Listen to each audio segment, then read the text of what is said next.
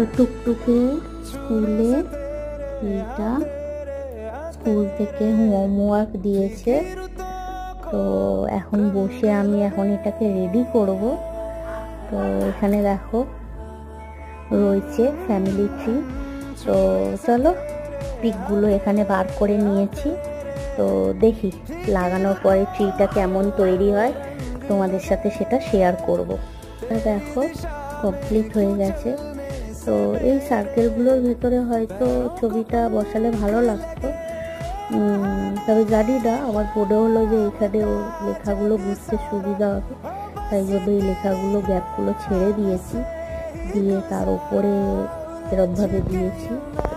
তো এখানে টুকটুক, বুম্বা, পাপ্পা, 2 ঠাম্মা, এদিকে 2 দাদু। তো ফ্যামিলি ট্রিটা কমপ্লিট হয়ে গেছে। একটু কমেন্ট করে জানিও।